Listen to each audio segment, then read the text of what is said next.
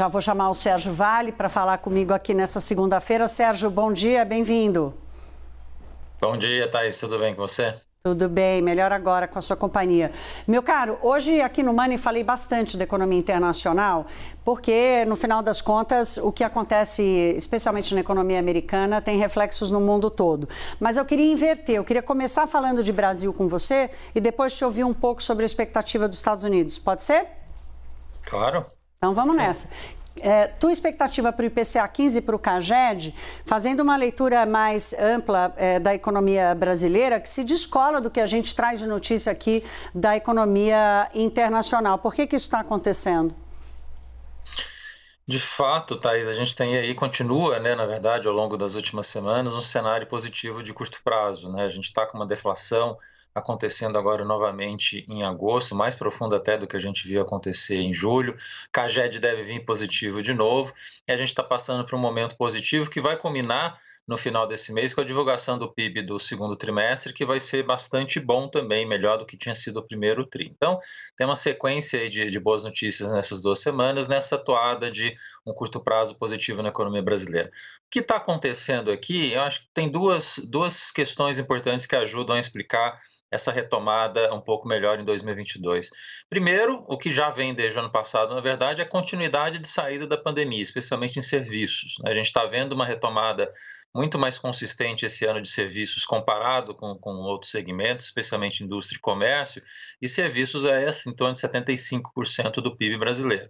Então tem um sentido aí de impactar de forma positiva a economia, o que está acontecendo com serviços. E uma outra coisa que a gente não pode esquecer, que ajudou a economia brasileira bastante também ano passado, são as commodities.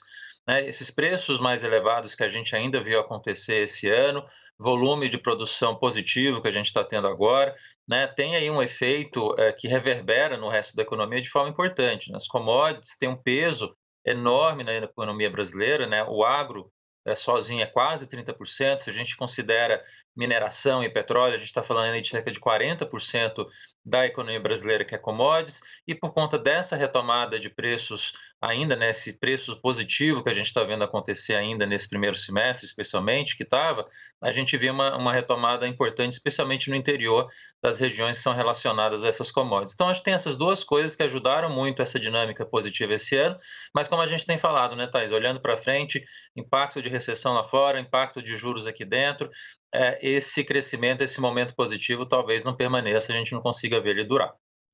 Sérgio, eu ia perguntar exatamente isso. Qual é a sustentabilidade disso? Se o Brasil vai viver mais um voo de galinha, um voo baixinho, né? Porque um país emergente crescer 2%, o Brasil tinha que estar crescendo 3,5%, 4%.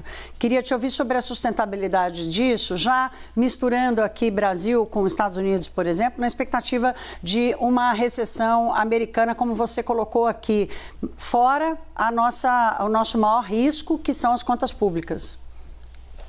Exato, Thaís, é um voo raso, de fato, né? A gente está falando de um crescimento esse ano que pode chegar a 2%, que é bom, é melhor do que a gente estava esperando no começo desse ano, mas ainda um crescimento muito aquém do que a gente conseguiria crescer na economia brasileira e desejaria crescer, né? E o pior, como você lembrou, como a gente já está falando aqui há algum tempo no Money, né? Ano que vem é o grande desafio. Ano que vem, muito provavelmente, a gente vai ter um crescimento mais baixo do que a gente está vendo agora, na casa de 0,5%. O mercado está começando a ficar cada vez mais preocupado, baixando as expectativas de crescimento no ano que vem.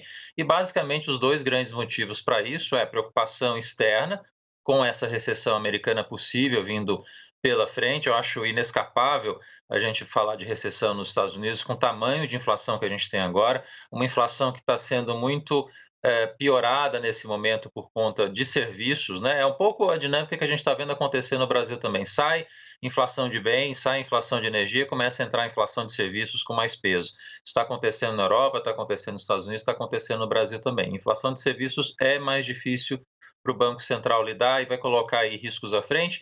E a gente não pode esquecer, não tem isso no Brasil, mas tem nos Estados Unidos e na Europa, que é o inverno, né, que coloca preço de energia de novo sob risco no final do ano e coloca pressão na inflação. Então, o cenário americano, muito difícil a gente não ver uma desaceleração acontecer. Eu acho que ela vai ser rasa também, não vai ser tão profunda, mas é inevitável que a gente veja isso acontecer. Recessão lá fora pega a gente em cheio, especialmente um governo início É bastante difícil isso para quem está começando pegar uma desaceleração forte na economia americana e europeia e talvez chinesa, né? A China entrando em dificuldade de novo também nesse segundo semestre. E aí, voltando aqui para a nossa casa, né, Thais, o cenário de crescimento por conta disso e por conta da nossa taxa de juros muito elevada que a gente tem agora, que vai ficar com a gente durante quase um ano, difícil ver crescimento forte no ano que vem. Então, a gente sai de um crescimento de 2, vai para um crescimento que é bem mais baixo do que isso ano que vem, em torno de 0,5%. Talvez eu esteja sendo otimista, pode ser que seja de fato pior do que isso no final. Sérgio, só para a gente terminar, eu disse aqui na abertura que o Brasil segue sendo apontado pelos investidores. Saiu um relatório da Capital Economics mostrando que na América Latina, por exemplo, Colômbia e Chile são os países mais arriscados para investimento. O Brasil tem uma taxa de juro real muito alta e uma fotografia fiscal hoje bem melhor. O Brasil pode aproveitar essa janela mais positiva desses próximos meses para continuar atraindo capital, mesmo que seja de curto prazo? Acho que capital de curto prazo consegue atrair por conta do diferencial de juros que ainda é favorável. A gente tem uma Selic muito elevada, em que pese a alta de juros que a gente vai ver acontecer nos Estados Unidos, mas capital mais de longo prazo, que é o que a gente sempre gosta aqui de vir a acontecer, né, de entrar aqui com mais intensidade, por conta desse risco eleitoral de segundo semestre, o que pode vir pela frente, por conta de risco fiscal, o que vai ser crescimento da economia brasileira nos próximos anos, que está sob risco também.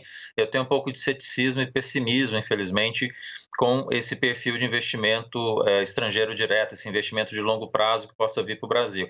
Eu acho que não só Colômbia e Chile estão sob risco agora, eles têm suas características por conta dos governos que estão lá, mas a gente também tem a nossa questão fiscal e a nossa questão política, que eu acho que vai ser um impeditivo para a gente pensar em altos voos de investimento, que, aliás, isso ajuda a explicar esse crescimento baixo que a gente está vivendo nos últimos anos e vai continuar vivendo pela frente também, Thaís. E é de lá que vem boa parte do capital estrangeiro investido no Brasil. Sérgio Vale, nosso especialista CNN. Obrigada, meu caro. Boa semana. Obrigado, Thaís. Bom dia. Até a próxima.